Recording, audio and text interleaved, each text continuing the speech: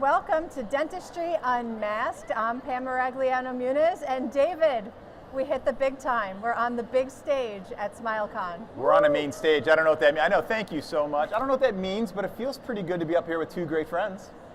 Two great friends and amazing, amazing people. Dr. Duplantis, Irene Iancu. I learned how to say that for the first, I was today years old when I learned how to say Irene's last name.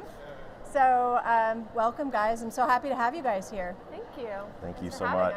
All right, so one thing I want to start with, it's like such a, I don't know, I guess we could call it like a pet peeve or something that David and I seem to have is Share it. Influencers that like don't have anything to back it up. Like I hate like that. So you guys both have really influential social pages, podcasts, etc. What's your take on that? I'm going to let Chad take this one first. Oh boy. No pressure, Chad. You know, I don't disagree with you. I think there's a lot of influencers out there, and there's a lot of really good influencers out there. We've got a great profession, you know, and I think we just all have to have a why when we do this, you know. And so for us, we want to promote education and we want to promote well-informed dentists. And I think that, you know, some people maybe don't have the why, or they're still searching for the why, and I guess that's okay because, you know, it must be working. But that, I know you didn't ask for advice, but that would probably be my biggest piece of advice if you want to be an influencer is figure out your why. And I know you have one. David, I love what you're doing. Irene, I still haven't figured out what she's doing, but she's pretty fantastic at it. But all kidding aside, I think that we all have a why, and that really backs us. Yeah, I think on the evolution of what I've been able to do with my career, I didn't have my why at the beginning. So that's probably why Chad still doesn't know what the heck I'm doing. That was a joke. Because it took me a little while to figure it out. And I think what happens in this quote unquote influencer era, if we're dropping a Swiftie little quote, is that you're either doing it for the fame or you're doing it for the greater good of our profession. And I think building a legacy in dentistry is what we're all striving to do in a certain way. Whether you get that information out with a dancing video or whether you're physically doing a procedure in the operatory, those are both ways to deliver education, but I think the reason behind it is what someone needs to identify. I don't dance well and I don't lip sync well, so those types of content, I don't consume them, and they also don't speak to me on the educational level. I like science, I like research, I like procedures, and I like failures. So if I'm going to share something on social media, it's going to be because either I'm learning from it myself, I'm trying to teach someone something that I learned from somebody else, or I'm sharing one of my failures in order to change the way that maybe I influence how someone else practices. Is it right all the time? No. Is it cringy sometimes? Sure. But I think it's the evolution of our careers, and one day I hope my legacy is not that someone is learning how to do a TikTok dance from me, but that they're able to treat a patient differently in order to provide a better outcome, whether that be for hygiene or restorative or practice management. I love that. So let's talk about failures, because I know I have them, and I've got some, like, I'm one of those that, like, I don't just like stumble. Like when I fail, like I go big. Like it's like I'm the kid that like instead of like falling, getting right back up, like I'll roll down the hill and like break a heel. Like I'll do all those things, and it really translates itself into life and to dentistry. So I feel like you know I don't have like, oh, my composite just doesn't look so good. It's like no. My full arch zirconia restoration is in half now, and we need to now deal with it. Would you guys share some of your failures? I have a recent one. I want you to go first this time. I have a recent one, and I'm actually going to share it on an Instagram Live coming up too.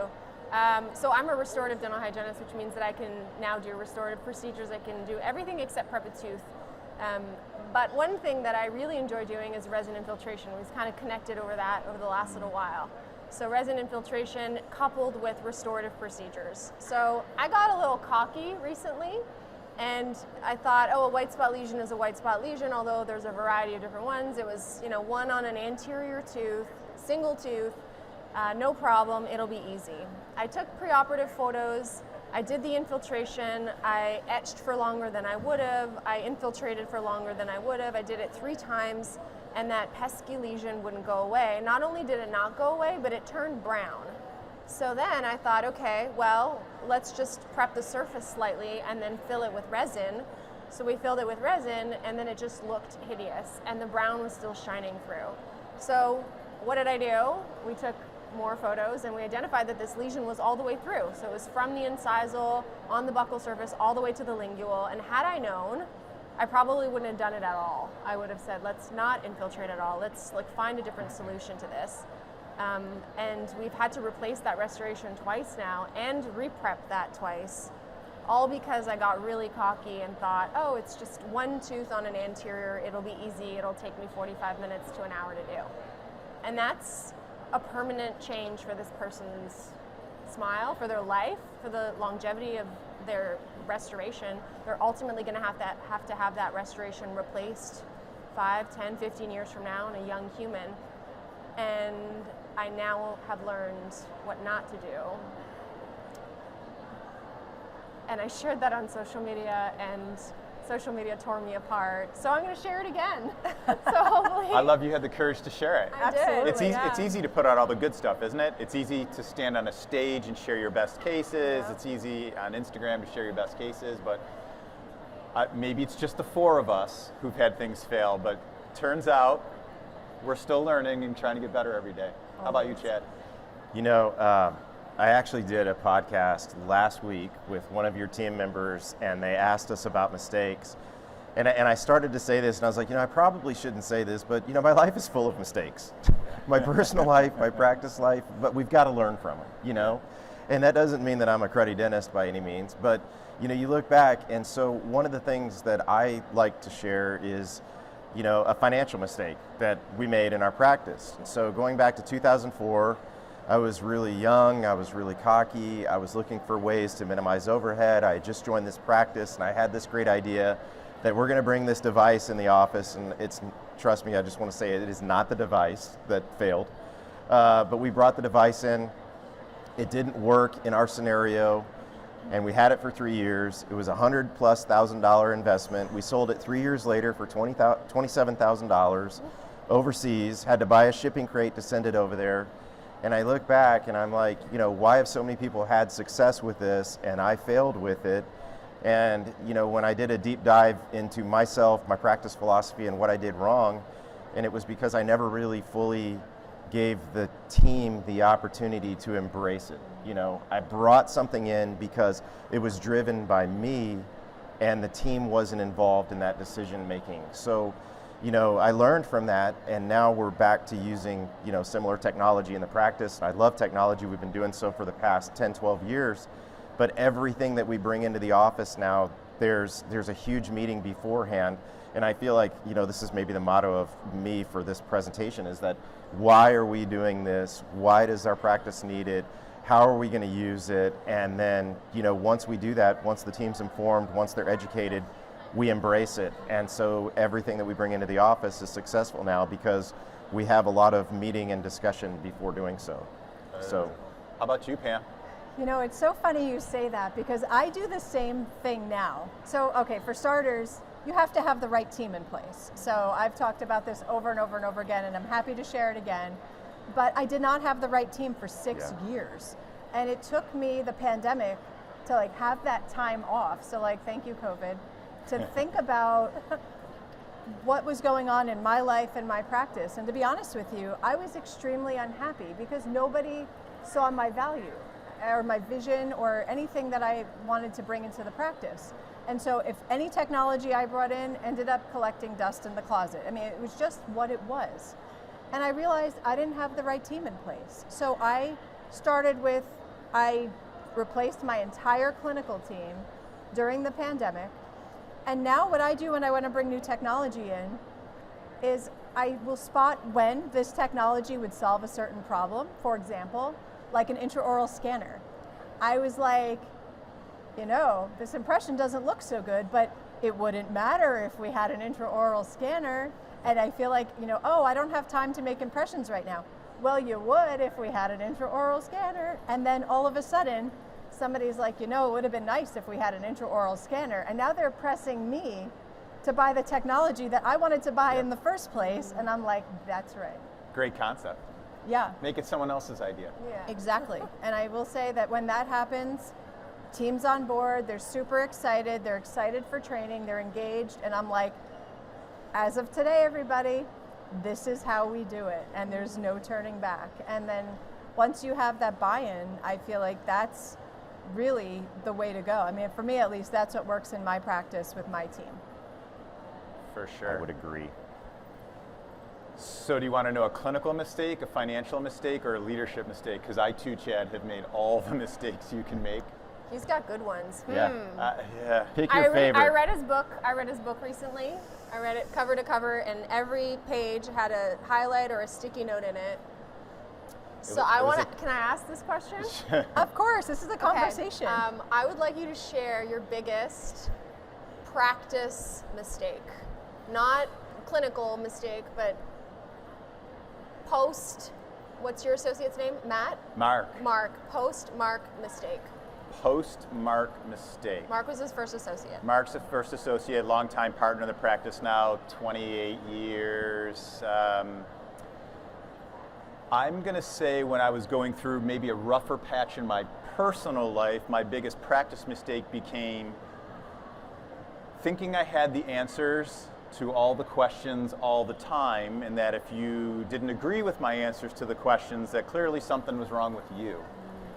And to Pam's point, getting team buy-in was not really all that easy then, and it took Mark, thankfully it took Mark pulling us in our office one day, closing the door, saying, listen, all these people out there love you, they want the best for you, and they need better from you. And that was a hard thing to hear, but it was a necessary thing to hear. And so my biggest mistake was that period of time just getting in my own way. And then as a result, I got in everybody's way. And it made life in general really difficult. So. Isn't it nice to have someone like that? Like I Thank don't God. have a person in my practice that would come to me and shut the door and say, hey, you are the problem right now. You need to figure your stuff out. I mean, so that's a trust thing. I think, I don't know, can we carry this a few minutes? That's a trust thing, I think, if we don't have that person in our practice, like who in our life is that person? Because I guarantee Mark, probably in the people in practice, not the only people who noticed that about me. Yeah. And maybe he was just, maybe he loved me enough as a friend to be the guy. So I think how do we find those people? Do you have that person in your office? You have them? You know, my business partner and I have a really good relationship, and I think that we do have those people. I think the conversations have never had to be that blunt. But, you know, one of the best dentists that I can think of in the Dallas-Fort Worth area told me a story a long time ago that, you know, he had kind of gotten too wrapped up in his personal life. He was having some issues with his clinical work. And there was another dentist in the area that came in and told him, you're better than this. Wow. Oh, wow. You're better than this, and you can do better than this. You need to focus on what you did before you were having these issues. And, you know, now I think he's got 2 of his 3 kids are dentists. He's since passed away, but I will never forget that story. And I think of it almost on a daily basis, because if there's ever an issue with my partner, I want to be that guy. I want to be that person that tells him, hey, focus on what you did back when it was really good. Things have gotten out of hand. And you know, I don't necessarily want that moment to come along, but that's something that sticks with me every day, that if you see somebody that's down, help them get back up, you know. What about you? Do you have anyone like that? I would say my office manager would probably be the only one that would close the door and be like, look, something's not right. Thankfully, I feel like ever since I've gotten the right team in place, that hasn't been the case. I feel like for me, it was easy to, when I didn't have the right people who didn't see my vision, who didn't really care about what I wanted to do in the practice, I just sort of checked out. I'm like, you want me to lecture in the middle of the week in California? Sign me up. Like I was just checked out. And I feel like that was my way of, you know, separating myself from my own practice problems. But now it's like, I can't be there enough. And I'm so happy to be there.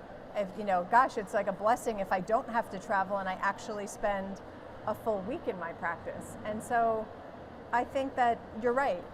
Everybody has to be able to lift everybody up. I mean, there was somebody in my practice who was going through some personal things, and I was like, how do we get the old person back? Like, when is this storm going to pass? Or what can I do to help you, check out on some of those problems as you walk in the door, so you can do what you need to do here, so then this doesn't pile up on you and cause more problems down the road. So it was sort of one of those conversations. I think as an employer, it's harder to have that conversation because there is that little bit of a divide there, but I think that we all have to be accountable to one another. We're a team after all. And even though we're the leader, we all need to be able to have that checks and balances. Do you all do this in your practice? We started this maybe 16, 17 years ago. We sit down 4 times a year with our team and we basically evaluate and assess how everybody's doing. Does your team assess you? Mine do, yeah. Yeah. That's a new thing, though. How did that go the first time? I think that's a really important thing for us all to have in our practices. I didn't believe a word they said. Interesting. So, yeah, and I have learned now how to identify the way certain team members or all team members want to be communicated with. So we had this like one-on-one discussion of like, tell me about your feedback style. How do you want to receive positive or constructive feedback in the moment, end of the day, in writing, in a text, in a phone call? So we kind of like hashed out how everyone wants to be communicated with, because my delivery is sometimes very abrupt, and it's not how some people want to receive that information. So we had that conversation, and then I wanted to know how I'm doing as a leader. I opened a practice during the pandemic. I've never been a boss before. Yeah. I've never opened an office before. I knew nothing, very little about running a business, a dental practice, and now I'm taking all of these, heavy lifting guru books and trying to the owner eats last, and the things you should do in the first 90 days, and 1% better, and all of these catchy systems that other people have put in, and I'm like day one Irene, don't even know how to pay the bills. So the first time they gave me feedback, they were trying to be my friend, and it's like, oh, everything is great, you're wonderful, you do really great for us, the way that you talk to us is good. And then the second time that came around where we actually got to know each other a little bit more, the real answers came out, and I cried a lot because I realized that people need more from their boss. They don't want just a boss, they want a leader and they want a mentor. I didn't realize of my now 3 hygienists, 2 of them needed a mentor. They wanted to work for me because it was me, not because I am just another office that they collect a paycheck from. And I was unavailable to them. So it hurt me to think that I might lose these really great people because I'm not investing my capabilities as a clinician in developing them as clinicians, which was one of the reasons why they came to work for me in the first place. Yeah. And I didn't ask those questions during the interview process because I didn't even interview them myself. And I was very much separated from the business side of things because I knew I wasn't strong at being a business practice manager. So I hired one who also wasn't strong at being a business practice manager. So then I lost team members, and it was just a hot mess until I realized I need to ask the people what they expect from me, and then build this radically candid but empathetic way of communicating. So there is a book that I love called Radical Candor, and there's a podcast, and they talk about the principles of, in order for you to be radically candid and be perceived as not aggressive, you need to feel deeply about your people, you need to be empathetic, and you need to set communication expectations and boundaries. And since I've done that, the feedback that I get, which isn't always good, just doesn't hurt as much. Yeah. How do you solicit that feedback? So I feel like it's, do you have them fill out a form? Do you meet with them? Like, how do you effectively get and receive that feedback? Both. So I use my instincts a lot, which oftentimes lead me to knowing when someone is not telling me the full picture, the full story. So we do a quarterly kind of survey when we have our quarterly team meeting. We have monthly meetings, but our team meeting that is quarterly is operational. It has nothing to do with like, you didn't put the sensor back in the right spot, or like whatever, the computers are daily. slow and Sodexis won't open. Like, it's not that. It's how are we developing our practice and what are we doing? What's the goal? Are we reaching our goals, and what is in the way? So that gets sent in a Google spreadsheet a week before, and all of the questions are mandatory, so you can't just skip over them. There are some like, rate things from 1 to 5, and then there are some things where they actually physically have to write a piece of feedback. It comes back to me, and if it's not thorough enough, I send it back to them. So there's this accountability that someone's looking at it before the due date. And then we have one-on-ones. So I have a one-on-one with a department, and then I have a one-on-one with a team member, and then we review those things in detail so they know that their answers are coming to me and to the person that it's about, but not to the whole team. I think it's the embarrassment of like you talking smack about your boss at a team meeting that people just don't want. So I do that in those two ways and set a time and a date for when there should be a resolution to it. In order for me to say, hey, I realized that the way that I was communicating with you was making you feel X, Y, and Z based on what I saw. I'm going to work on this. Can we reevaluate in December? Let's meet again, and because I don't want to, step on your toes or vice versa. So there has to be like a clear expectation or date. Otherwise, behavior patterns continue.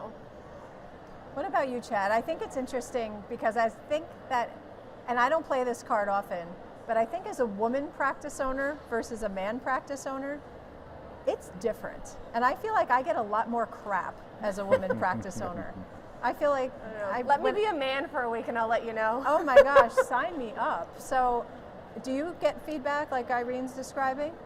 Yeah, we get a lot of crap. I mean, but it's all good. I mean, I was trying to figure out how I would answer this question, but I think this year has been very different for our practice. So for the first 20 years of my existence in this practice that I'm in, my practice was on cruise control. And I mean that in a good way. It was cruise control, but every year we'd bump the speed up a notch. And everything was good. We had an office manager that was with us for the first 16, 17 years. She retired. She handed off the baton to another office manager. And then unfortunately in July of this past year, she passed away. Oh, and sorry. When she passed away, we went through this change that we had to find a new office manager. And I felt that our rhythm was completely lost. I mean, it was like, we were bumping it up from 65 when I started. It got up to 80, and then all of a sudden, we're in the emergency lane on the highway trying to figure out how we're going to get through this mess. At the time, we ended up promoting from within. Well, we hired somebody that just didn't work out. I mean, it was borderline disastrous. But I look back, and there were some positives that came out of it. Then, we promoted from within. One of our hygienists had to medically retire. She became our office manager. She's a hot shot. She's young. But what I'm saying is that there was like a 9-month period where I was like, oh my God, what's going on in our practice? And I feel that we're back where we were. But there's never been a time I have a very open door policy, as does my partner, that if I need feedback, our team is like family. They're going to walk in and they're going to shut the door and they're like, dude, get your head out of your rear end. Okay? You just did this, and why did you do this, and why did you do that? I mean, everybody covers for everybody, but I mean that in the way that they're going to pick you up, but they're also going to let you know when you're letting them down or letting a patient down. And so feedback's never really been an issue in our office. It goes both ways, but I think we have a very unique experience from a practice managerial standpoint. Yes, we do have the meetings, and yes, we have our morning huddles, and yes, we do have goals. I loved what Irene said, and for anybody listening out there, that's the number one rule about setting a goal. Set a goal, know the expectations, set a date for it to be accomplished, and if not, why? It's a big word today, why? Right? But I don't know if that answered your question. But It did. I think that's great. Now, sorry. That's okay. Cough into the mic anytime. Anyone falling asleep? So, all right, I would like to address the hygiene shortage a little bit because I almost spit the water You out of my almost mouth. choked. I almost choked. She's going for it, everyone. I'm Oh, going no. for it, A little everybody. heads up. Oh no! Here we go. All right. Uh-oh. The time Buckle has up, come. everyone. I'm sweating profusely at this next question. So, all right. I mean, I feel like I'm in a little bit of a different situation because I have like a hygiene surplus in my practice, and I'm so blessed for that. But there is a general hygiene shortage out there, and For me, I feel like it's culture, it's buying them the things and, really giving them the autonomy and the flexibility and schedules and that kind of thing. But I know even with hiring assistants, you'd meet somebody and they'd be like, all right, what you offering? What are you giving me? How am I gonna make? And that is definitely not a way to lead with me in my practice, because you're like not gonna get hired, even if you're the best person ever. I'm gonna start this, I know Chad, you said you just hired 2 hygienists. Yes. But I have to ask Irene, because you're living both lives. Like, you're a hygienist, Yep. but you're a business owner. Yep. How do you respond to not only the hygienists that might walk into your practice, but to the hygienists that you see on social media that are saying, yes, hygienists should be making $75 an hour. Hygienists should, dentists don't know your worth unless you're paying this crazy amount of money. Like, what is your response to that? Okay, so let's dissect the bigger problem and the bigger issue. Aside from dental hygienists no longer wanting to be in our profession over COVID, a lot of them resigned or changed professions for a variety of different reasons. Now we're coming back and we're asking for more money. Why? They want more stuff, perhaps, but that doesn't come out of your salary, right? So your salary is your salary, and then everything else gets plopped on into overhead. They want more freedom with their schedule, so they want to make more money and work less hours. Amen to that. I want that too. But what's happening is there's a disconnect between the understanding of how a business runs and how money gets distributed amongst dental hygienists. Something that I was not privy to in the last 15 years of practice for someone else, until I opened my own doors and looked at what is overhead, what is a fixed overhead cost versus a variable overhead cost. How much should a dental hygienist be making based on his or her or their billings? And what does that segue and break down and trickle down into what are the profits for the practice, and how much money should I be investing into equipment for my dental hygienist? So I'm a spreadsheet person, I'm a math person, and I'm not a business person, but I had to learn what all of these elements should be in a variety of different buckets. So how do I pay my hygienists? They're all paid on commission. They are part of the team, just like the associates, just like me. We're all in it for the greater good of the practice and for the greater good of the patients. And if you want to make $75 an hour, honey, you can, but you need to be earning 30% of what you're billing. So that's how it works. So when they come in to be an employee, they get an employee contract, and there are 3 options. And the first option is I will pay you an hourly rate based on the average that is provided to us by the Canadian Dental Hygienists Association, based on our province, and that's the number you get. And at the time it was like, I don't know, $52 an hour. Toronto was a very big city, right? In Canada, our billings are also very different. So here, what does a prophy cost? $100, $120, $130? About there. Yeah, probably more prophy and exam, or just prophy. Yeah, but prophy and REO sub 100, maybe like 90. It's like a one-stop shop. You're not adding anything to it. It's a prophy and an examination. Now, do you add more money to it or an extra code to it if there's x-rays that are taken? Do you add if there's fluoride taken? So all of those things, those additional add-ons to this appointment that increase the value of the appointment, take time, right? And sometimes it's done by a hygienist, sometimes it's done by an assistant.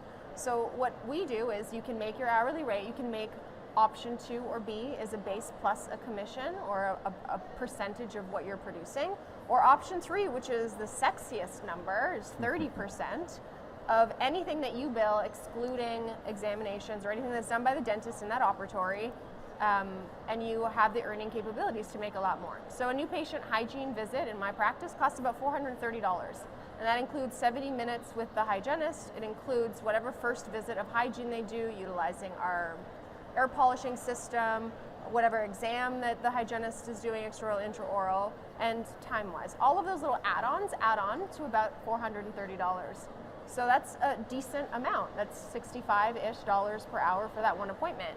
Now, the next patient might be a 3-year-old, and you're reading them a book, and you're doing a happy visit, and it's $25, and you're not making very much on that one, but you're part of it as the team. So the rule is you can pick one of these 2, but you can't change your salary for 12 months. So if you say, I'm going to take this $52 because it's the safe one, and then Susie in the operatory picked the 30%, you're looking at her billings, and you're like, damn, I made a mistake. you need to come to me with a really strong reason why I need to switch you to now a percentage model, because technically you weren't part of the team to begin with. You were here to clock in, clock out, and make your 52 bucks. So what are you gonna do? You're either gonna quit, which is fine, in and out. You said it in your book, hire slowly, fire quickly, Yes. is the quote, which means that you didn't come into this with the right idea. So sure, you deserve to make more money, hygienists. Well, But let me you ask also you need to this. contribute to the team. I don't know how it works in Canada, but you said what you're billing. Yeah. So what you're billing and what you're collecting, at least in the US, are not the same number. So you base it on production, or is production and collection the same thing Well, in Canada? in our office, it's the same. It depends on what type. I mean, most offices collect insurance. We collect insurance. What we are billing the patient is also what we're expecting to collect. We send estimates to insurance in advance. We get breakdowns of coverage. So scaling units, for example, 15 minutes of scaling with a hygienist is $73, and that's for 15 minutes of time. That also equates to like writing our chart notes are part of scaling time. So it takes me 7 minutes to write my chart notes and 15 minutes to scale a patient's teeth. That's 1.5 units. So all of this information is what we get. All of this information is what we treatment plan, what we present to the patient, and what we expect to collect. And insurances for us normally tell us in the moment whether it's accepted or not accepted. And then the patient, we collect the balance at the very end.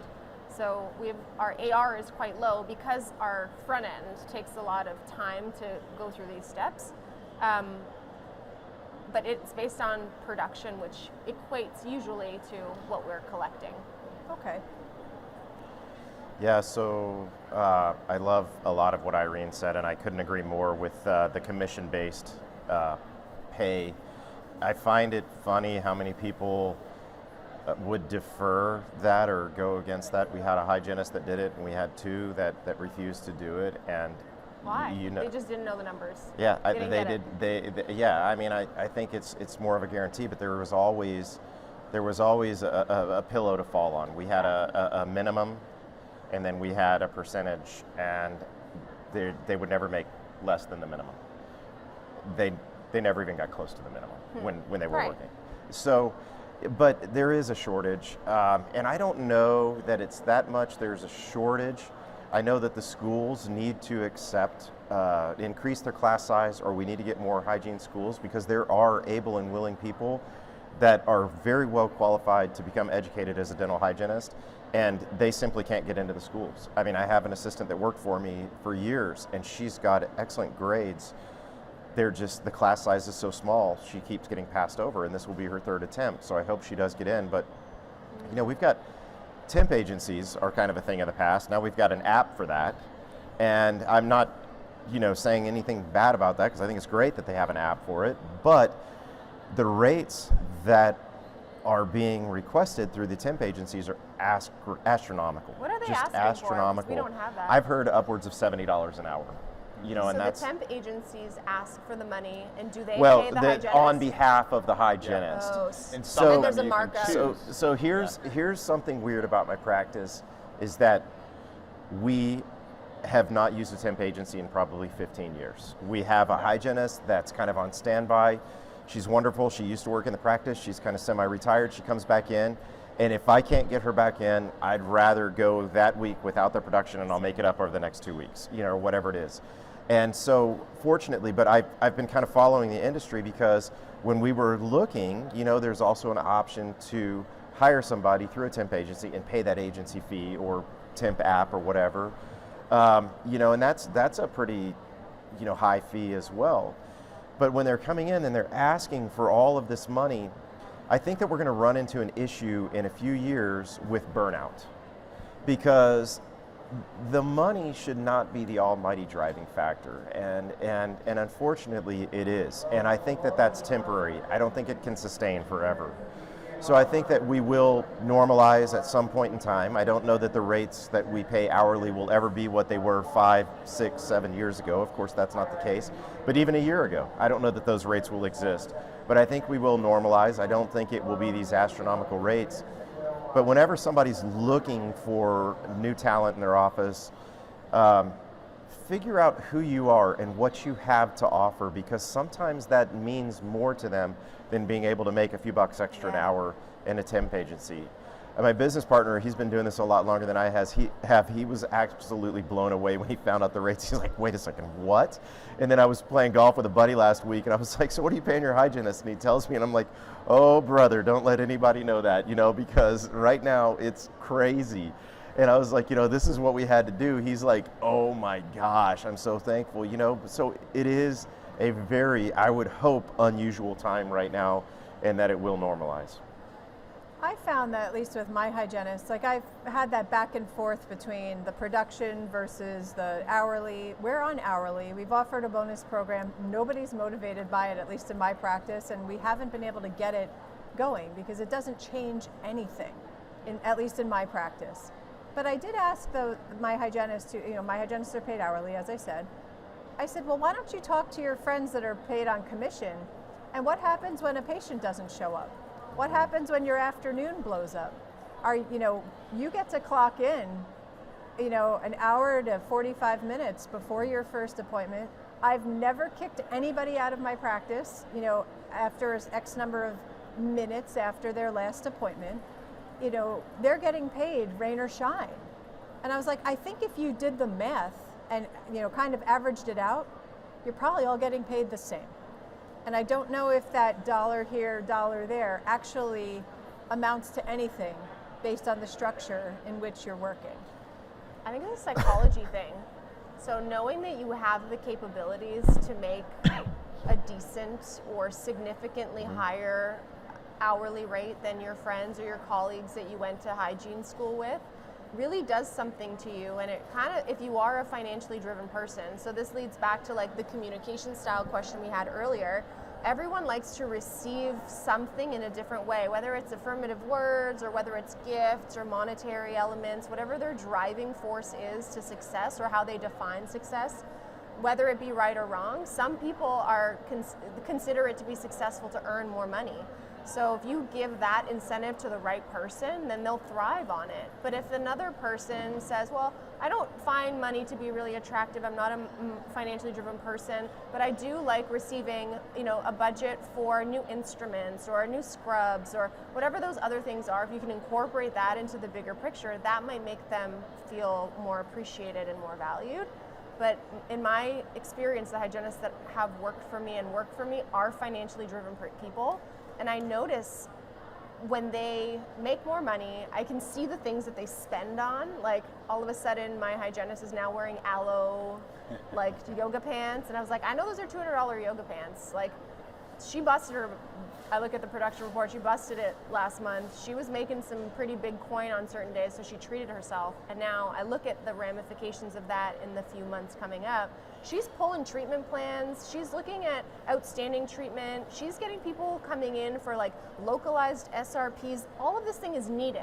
But how much of our dental hygiene work is undiagnosed because we're running in this like prophy mill, prophy wheel, where we're not spending the time to say, hey, I want to bring you back for this lower left quadrant. We're going to do localized SRP and laser and Arrestin. We're going to do a DNA test. Whatever those like additional specific procedures are, that's going to increase production. It's also going to fill the schedule. And she's going to be able to go and buy another pair of pants.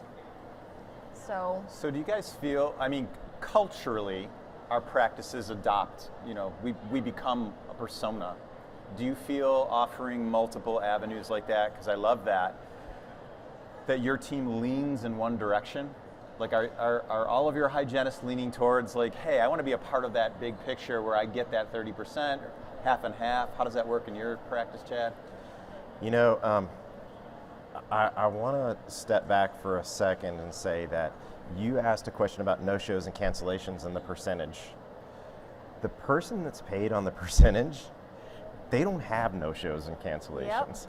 And in the rare instance that they do, what do? They are on the phone, they are on the computer, they are filling their schedule 6, 8, 9 weeks out. Their patient never leaves without setting that next appointment. It is psychological. Yeah. But, I don't know. I think now,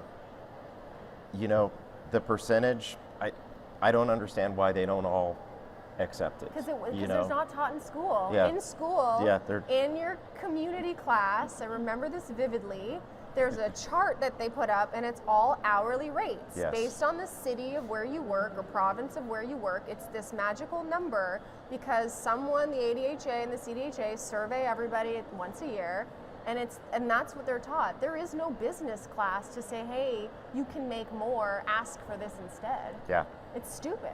Can I say Yeah. stupid on this show? You can say This is you can say stupid. anything on this show. And I thought that I was the only person that wore aloe yoga pants to work. I'm so glad there's others out there. They don't wear them to work, but you like in and out of work. But Yeah. David, I will have, since we're basically in kind of a, I guess conundrum would be the word right now with 2 new hygienists, we're going to evaluate their progress over this year, and I think that we will bring that back to the table and kind of do an analytic on it next year Sure. as to what you're offered. And you know, my advice for anybody who's wanting to go commission, you got to dangle the carrot a little bit. Yeah. You know, 30% is good. In your practice, it may be 32, it may be 29, but you really have to do an analysis of the numbers to make sure that you're not doing something stupid. Right. at You your come practice. back and you're like, shoot, you don't that was wanna, a lot. Yeah, you don't want to undersell and you don't want to oversell either. So. And one like other beautiful thing that I learned from someone else, I stole from someone else, is to give them a budget for instruments or whatever sundries or elements or items or add-ons or whatever they want to buy for themselves to use in their operatory. Someone said take 1% of what you made 2 months ago in collections. Take That's a that good idea. 1% from collections 2 months ago, and that ends up being your sundries budget. So I take 4% overall from 2 months past. Our AR is like less than like 30 to 60 days, generally speaking. So I take 4%, 1% goes to clinical, hygiene, specific, and then the remainder 3% gets distributed amongst the rest of the office. So the main assistant that does our ordering, she gets this magical number, say it's whatever, $15,000. A portion of that goes to the hygienist, and they have a use it or lose it opportunity. So you either use it or you can bank it for another month if you want to buy a bigger ticket item next month, but you can't bank it for any longer. So if I ever hear like, I don't have new instruments, or like, I really want this sealant material or whatever the stuff is, I don't get that like, my boss never buys me anything feeling, because I'm giving you the money. Yes. You make your list. This is your budget. And it doesn't even come from me. It comes from Ume, our assistant who handles all of our ordering. So we don't get that like back and forth. And also it's really easy for me to budget, because then I don't get stuck with like a $25,000 instrument order during a promo or a sale or whatever. We encourage those instrument orders to be done during like a buy one get X, but sometimes that doesn't always add up. But that's a really like nice thing to say at a onboarding for a new hygienist or an interview, is when they ask, do I get new instruments? It's like, yes, you get money every month to spend on what you want. You get 1% of something. It ends up being whatever, $2,000. So funny. I think I'm too nice, actually. Because You do lots of things, Pam. I'm not going to lie. I do a lot of things, but one thing I do is, if we need it, we just get it. Like I don't I'm the know. same. I'm just No, like you're I not- don't even. yeah, I'm the same. No, but There's that's no true. budget for that. But Like I'm like sometimes we feel guilty asking. I Yeah. remember feeling guilty asking, and I remember feeling like, well, I'll wait maybe until, because I know how expensive things are. So I would wait until like literally my instruments were as thin as a nail file, and then the boss is like, yeah, just order it. I'm like, oh, it was that easy. I should have done it earlier. But then you get into this opportunity of people over asking. Like they lose something or they break something negligently, and they're like, well, now we need a new one. It's like, well, I just bought the last one 4 months ago, and now you're asking for another one. So it sets like this tangible expectation. But maybe you are too nice. I think maybe. Are you getting walked all over? Well, my office manager, she drops the hammer on me and everybody there. So if you want something, you best ask for it before she places her order. Otherwise, it doesn't matter what it is. It could be like oxygen. Nope, you're not getting it until I'm ordering next month. Yeah. So like that's one thing that she does. And of course we have a budget, but if you need it, you get it, you know? I don't know. I'm It is thinking smart. this is a great article for dental economics. I think, David, your younger dentist group needs to hear that, because with Irene being so young and new to practice, a lot of these things, I mean, Pam, we've been doing this too long. We're like, make it right, I don't even care. Our rules are set in place. Now we go back changing things and we're like, okay, no, you can't get it when you want it. You have a budget now. You know, I love it. I budget is love a it. But big that's the word. way you start, you know? Yeah. That's a really good point. And if I pulled back a word that you shared a couple seconds ago, expectations. Yeah. Setting them Yeah. helpful. So with that, because you get, and I'm losing the name of this woman, but there was a woman in New York City, school teacher, and she taught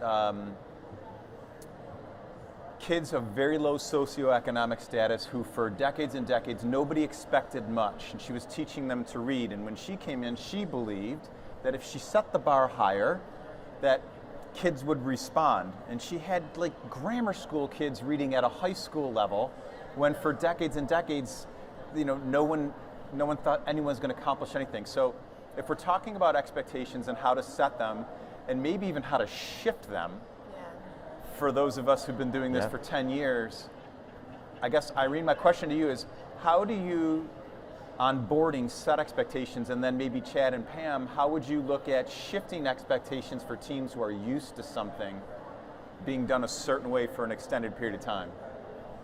How do you set them when you onboard? Yeah, so we've got a kind of office manual, protocol manual, very loosely enforced.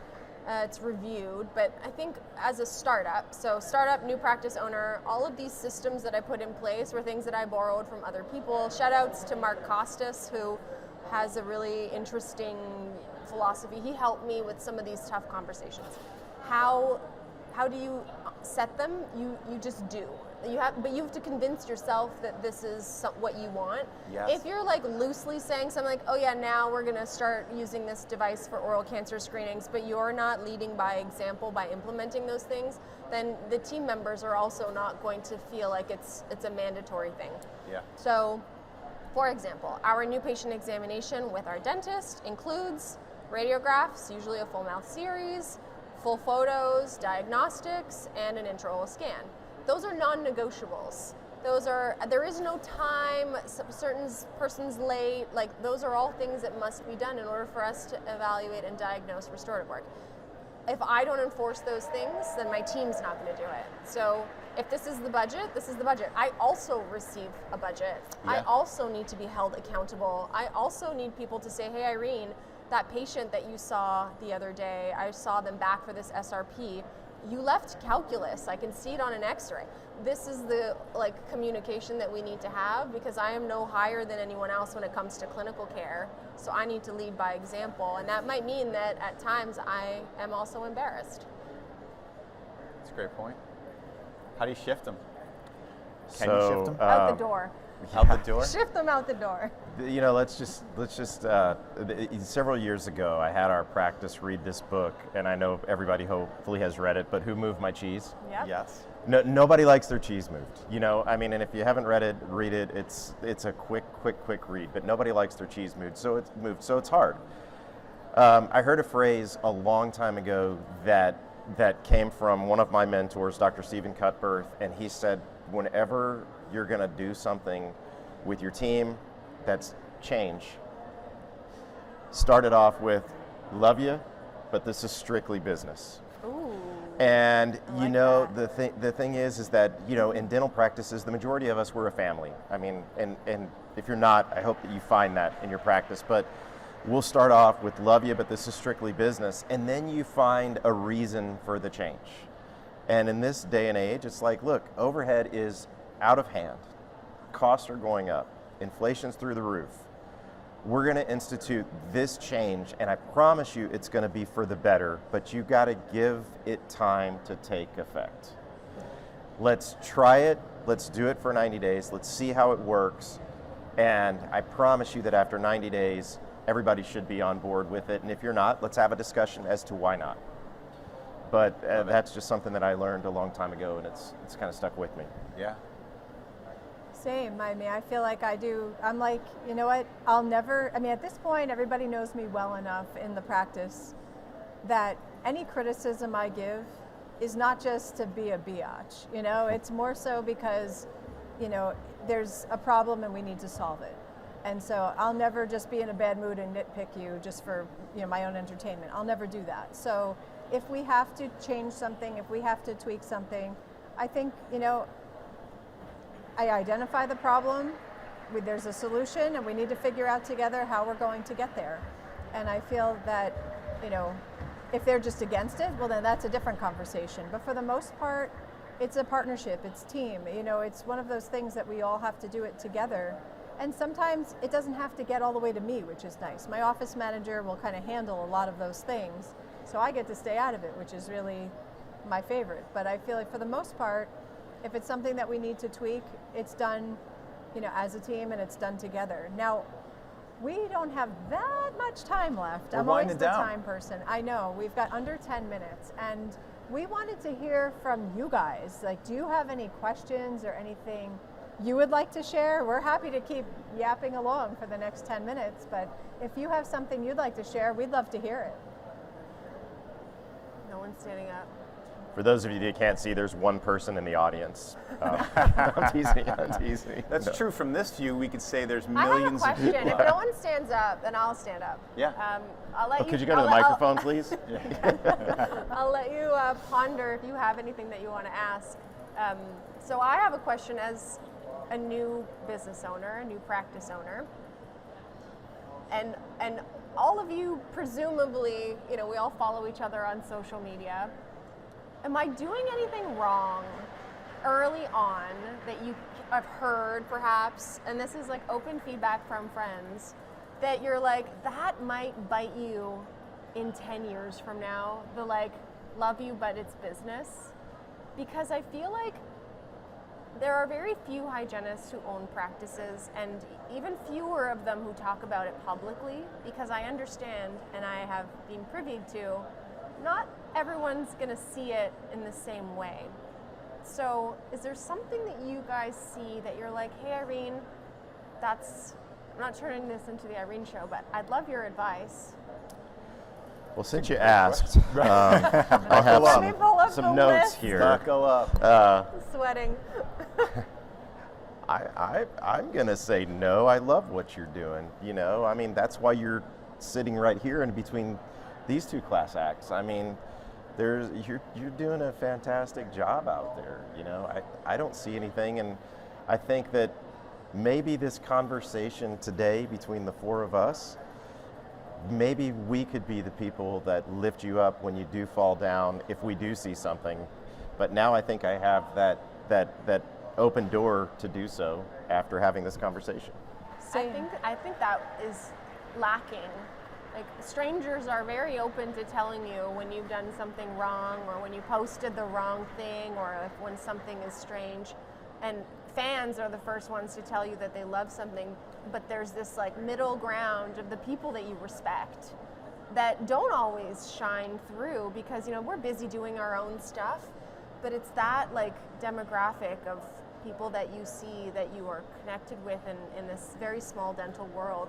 Like the story you shared about the dentist down the street. Yeah. Like I don't have that. Yeah. And I don't know if I would ever, and maybe this is a fault for me too, that I should be the person to stand up and to say to a friend, hey, this was great, or would you consider something else? Where's that line between overstepping and being valuable in your feedback? I think it depends on what you were saying earlier. Like, what's your love language? Like, how do you want to receive constructive criticism? And I think that if you want to invite it like you just did, I think that, you know, and among friends, yeah, I think that's a way to do it. There's people that want to be just patted on the head and be like, no, you're perfect as you are. And they don't want to hear it. But I feel like, you know, if you want and you're willing to accept that criticism in the spirit of being better or in the spirit of doing better, I think that you just have to be welcoming of that. And then I think people would be more open to sharing it. I'm going to send you all photos of my fillings every day. Every filling I do, hey Pam, how's my margin? Anytime, and I'll send you some of mine, and you'll be like, hey, you need to do better. Or I'll be like, damn, I suck. I mean, we all have those days, you know? Yeah. Alan said a couple weeks ago, like, I would never want to be judged on my worst day. Alan Mead, he said that? Yeah. And he was like, you know, we're so quick on social media to jump down somebody's throat for something that you see that you may or may not agree with. Obviously, there's things that are like overt and you're like, oh my gosh, but like, you know, we wouldn't want to be judged on our worst day. And I feel like we have to be a little bit, you know, kinder to others too. We all saw that recent post of someone seating 6 anterior crowns or veneers using clothesline picks. Did we all? Did we all I see those saw recently? that. Yeah. I love that site, by the It's way. like, wait a It's minute. Crazy Yeah. stuff, yeah. I can just go to the Dollar Tree? You know, Can we judge on that? Yes, Yes, that we we have can. a fair assessment to judge. I think you bring up a good point where you're asking if I'm doing something wrong, you know, would you tell me or whatever, you know, however you exactly you said it. But I think there's a problem in the social media world, since we're on this topic, of too many people passing judgment on something they perceive as wrong, or watching somebody go off the rails and then just turning around and talking about that person. Yeah. If we see this, maybe we should have the inspiration to try and be that person to help them rather than break them down. Yep. You know, there's a Amen. lot of people out there that do need help that aren't receiving it. I'm glad we came full circle to this. Yeah. I'll tell you, you know, very much on social media, I try to do what I do in my practice when I see something wonky happening out in the communities. In my neighborhood, I can pick up the phone and just say, hey, Chad, Yeah. tell me a story. And I Yeah. think we can do that better with each other socially, and maybe step back and realize that there is a person behind that platform who's trying to accomplish something that maybe we understand, maybe we don't understand, maybe we could try to understand a little bit better, but it feels like we have some accountability buddies going on up on this stage. So I'm grateful to hang Should out we with get the, matching tattoos? We I feel should like get- we now let's do need it. matching or at tattoos. least like the blood thing. I don't know. So Can we what do I that would in like today's to world? do is, I don't think David so. and I would like to track you in the future, and Like with AirTags? with AirTags. Yeah. There's an unidentified AirTag traveling with you. So we'd like to give you guys a small way. gift for joining Yeah, us. thanks for hanging with So us. So sweet. much. Thank Thank Everybody you. that we've given them to so far this morning is like, so are you trying to track me now? Like, what is this? So Aw. now I'm going to lead with it. I'm that gonna, David I'm and gonna I- put it a Pam emoji, like a redhead Yeah. emoji.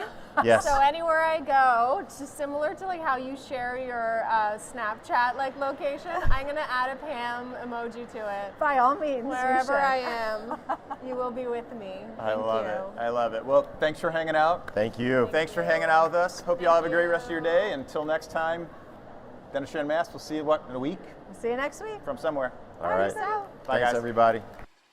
Thank you, everyone, for watching or listening to the show this week, and thanks to our guests and sponsors on this episode. Please check out our social media at Dr. Pamela_Maragliano and at Dental Economics Official. Or you can check me out at Ignite D.D.S. or at Dr. David Rice. And go to dentaleconomics.com to receive dental economics. You can choose to receive DE in print or digitally, and you can also get the details of our Principles of Practice Management conference on our website. If you have topics or guests or anything you'd like to talk about on the show, send us an email to dentistryunmaskedpodcast@gmail.com, and we will do our very best to make it happen. Thanks again, and we'll see you next week.